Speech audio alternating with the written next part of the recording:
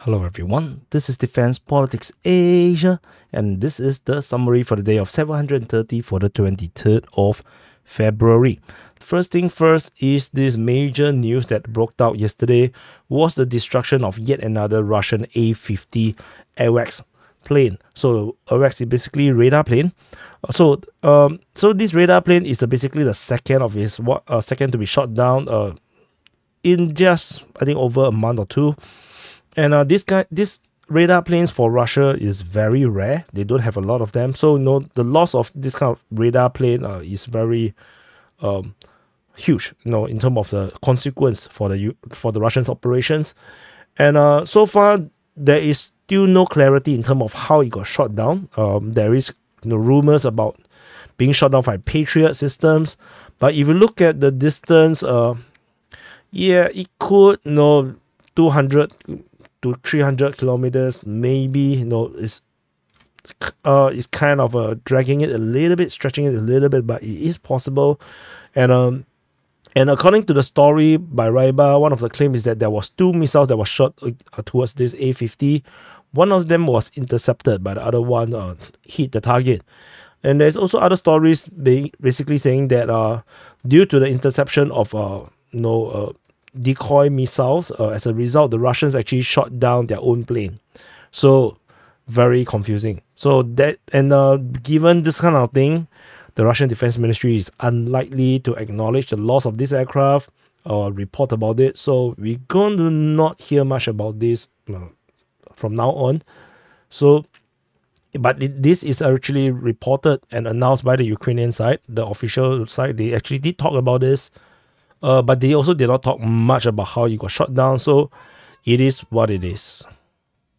Anyway, let's move on away from that boring subject over to the southern front. On the Kherson front, there is still a Ukrainian Defense Ministry report about Russians trying to dislodge Ukrainian units from the bridgeheads on the southern bank of the Dnipro River.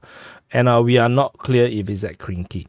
It is possible to be at Krinky because most of the fighting is actually simply geolocated over there. So we will continue to monitor and see, if the Ukrainians actually have totally withdrawn away from Krinky, as per the Russian claims, or they have been entirely destroyed, or they are actually still there. So we will continue to monitor, but basically DPA's position is that the Ukrainians are still at Krinky, be it's 10 soldiers or 20 soldiers. They are still there. So we will continue to wait and see how this progress. There is there's an airstrike reported at the Shiliakove, and there's another airstrike reported at Berislav. So there is 2 airstrikes around here. So a bit suspicious why there is this attack in this area here. Could there be some kind of accumulation of Ukrainian forces trying to do something new? Maybe attack into Kakhovka or something. No, so we do not know. So we'll continue to monitor and see how this progress. And we move on away from the Kherson front into the Zaporizhia front. Over at the Zaporizhia front, at the Zaporizhia front, there's nothing to report on the Kayamsky sector. We move into the Orikhiv sector. So this is the Orikhiv sector. This is Orikhiv. And further south, over at this salient, the Orikhiv salient, basically where the Ukrainians have conquered this piece of land from during the Ukrainian counteroffensive. The Russian forces is still on the counteroffensive, with fighting reported towards Robotine, within Robotine itself, and on the western part of Verbove. So yesterday we already mentioned of the huge capture and of the grounds from the Ukrainians, but tentatively there's still no corroboration just yet. A geolocation of Ukrainian forces getting hit by drones in the trenches. There's this major entrenchment around here. So this video is unclear when it was taken. It could be dated before the Russians storm into the southern part of Robotine. And so we have to continue to wait. So definitely there's something in need of corroboration to see whether the Russians are actually indeed in this area here and have they actually conquered all these areas. So until corroboration, this is just a one-sided claim. Ukrainian front line is still looks like this, not like this. This is the Russian mapping. So that's all from the Orkiv sector. Nothing over the Huepole sector, and that's it from the Zaporizhia front. We move into the Donetsk front. So this is the Donetsk front. At the Donetsk front, at the Velika Novosibirsk sector, as mentioned in the frontline changes report, no. And the Russian forces have taken grounds over in the northern part of Prione.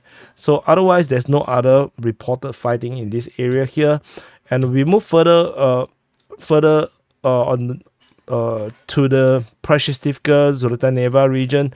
There was no reported fighting around this area. However, there is the geolocation of Ukrainian forces, probably taken some grounds as per the frontline changes report that could be relating to the Ukrainian offensive reported on the 19th to the 20th of February, so a few days ago. So it could be related to that. And there is still, counter battery fires, fighting over in the north, western part of Prashestivka, so counter artillery actions. And over in the northern part of Voleda, there was a geolocation of Russian airstrikes on Ukrainian position at Vodian. So pretty much it become positional again. The fighting around here has become a positional warfare. And over at the Marinka sector of this front line, Russian forces are still trying to push out of Boyeda. Fighting is still reported over there, and there is fighting reported at Novomikhailivka. Surprisingly, no fighting is being reported at Georgivka. So so we will continue to monitor the situation at Boyeda. Might reverse. We may never know. The Ukrainians may counterattack because the Russians did enter Boyeda before, or Pobeda before, and around more than a year ago. So it's not a guarantee that they would be able to hold the ground. So we will continue to monitor and see how this goes. And over at Krasnohorivka, there is a geolocation of Russian airstrike. So it was quite a big explosion. As you can see, it is a rather huge bomb hitting the industrial areas, industrial zone over at Krasnohorivka. In this area here, some very big explosion. So it was described to be a Ukrainian deployment site. So we will see how this goes. I don't think whatever site is called is not very relevant. And over in the northwestern part, Lancet attack on a Ukrainian artillery system, northwestern part of Krasnohorivka. So that's about it. I think that's all from the Donetsk front. And we move on into the Avdiivka front. At the Avdiivka front, so this is the Avdiivka front, and this is Avdiivka city that has been captured by the Russian forces. The Russian forces continue their Avdiivka offensive. This time around, fighting is being reported at Stepove, Lashtoshkine, Zhivane, Prvomaiske, and Nevelske. So this is the current strategic situation over at the Avdiivka front. And of significance is the appearance of Abrams tank over in the front line of Avdiivka. So near Stepove, there is the appearance of the Abrams. This is posted by Deep State UA. It is also being published over by other OSINT, open source intelligence. You can see the Abrams tank rolling up in the snow. I'm not sure if it's still snowing right now. So if it's not snowing right now, then this could actually be a dated footage. It may not actually be a current footage. So this is important to note. And so basically, he just recorded it driving down this road, open fire on Russian positions, and then basically it's scooted. So it's a correct way of using the tank. So the tank is not supposed to bash through, and then like some Dragon Ball superhero. No, that's not how you use a tank. And so that's all. Previously, there was already another Abrams-related vehicle that was destroyed. Basically, it was a demining vehicle that is actually based on the Abrams chassis. So yeah, so the destruction of the demining vehicle already show that Abrams tanks, in terms of its armor or its vehicle type, can be destroyed. So, Ukrainians will have to be careful when they use the Abrams tanks. So it's interesting to see them in action, but also could be a sign of desperation because they're running low on main battle tanks. So that could also be another way of interpreting this information. Russians still have no breakthrough over at Lashtochkine. They still pretty much not have success. The Russian presence at Giverny continues. There is no signs of the capture, despite the rumors on some pro-Russian channels or something. So I do not know. I only saw my trusted media talk about it, but no. Yep. So that's it for the Avdiivka front. We move on. There's nothing over at the New York front. We move into the Bakhmut front. So this is Bakhmut city, and in the southern flank of the Bakhmut front, there was no report about any fighting. Very interesting. But however, there is a lot at the Ivanivka region. The Russian forces basically, as per the frontline changes report I've mentioned, attack from the north, and they attack from the east in the southern part of the eastern part of Ivanivske. From what I think, the Russian forces is going to line up the front line along the settlement and actually able to hit into the rear or even launch encirclement or something. But this is going to be difficult because there is major forest in this area here, and forest regions usually is very defendable. So yeah, I don't think they're going to go very far. They probably will enter through the main road over here, and another force is going to continue to push and engage the Ukrainians over in the southwestern part of Ivanivske and attack through to the rear of Ivanivske. I believe that is a feasible thing to do. So we will continue to see the Russian envelopment of Ivanivske before they do an all-out attack into the city itself or the town itself. So anyway, that's all from the Ivanivske region. In the rear position, there is some artillery strikes and some lancet attacks being geolocated, not very important. And that's it from the Bakhmut front. Moving into the Siversk front, this is the Siversk city. And at the Siversk front, there's no fighting being reported in this area, only geolocations. As per the frontline changes report, some Russian attack being geolocated in the southeastern part of Vimka. And there's another geolocation at Rozdolivka of Ukrainian forces getting hit by a thermobaric missile barrage. And over at the Bilohorivka region, there is also artillery shelling of Ukrainian forces at the Bilohorivka itself. There's another one which I didn't map in, is actually also a thermobaric missile barrage on Ukrainian positions over in the Chok Hill. But generally, this is not important. Important thing is that it only denotes Ukrainian forces' presence in this area here. So that's all. From the Siversk front, we move into the Kreminna front. So this is Kreminna city. At the Kreminna front, fighting continues only in the region of Terny and Yampolivka. Ukrainian forces counterattack at Terny. There is again no attack being reported in the Severyansky forest region. So I wonder what is happening over there. Did the Ukrainians totally retreat from that area, or what exactly happening? So we're not sure.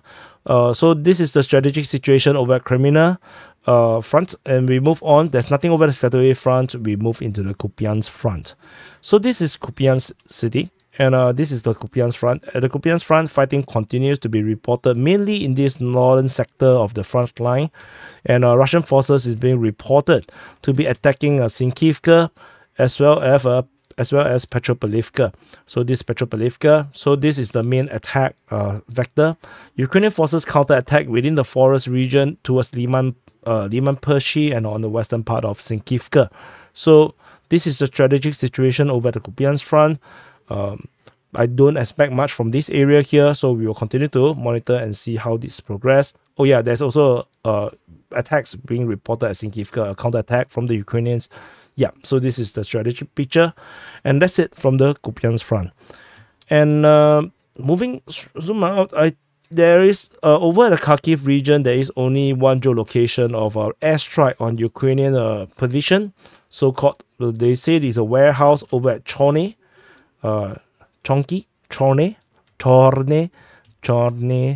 that's it from the Kharkiv front, and that's it. So this is the summary for the day of 730 for the 23rd of February. Thank you for watching. Do press the like button. This time around I put the mic pretty near to me. I believe it sounds a bit different. There's a lot more bass to it, and I'm still sick, so I have to pause the recording quite a few times, just to clear my throat. So it's not that comfortable, and so if I don't put the mic so close, to make it sound like almost like a radio DJ kind of thing, if I put it a bit further, so it's gonna sound like this. So I mean, it's gonna sound a lot more like the old microphone, and it's still audible, definitely, but it doesn't sound so sexy. If I move closer to here, you can actually feel the difference, right? You can hear the bass, and yeah, my voice is actually a lot deeper than what you usually hear, but not by much. My voice is something like this.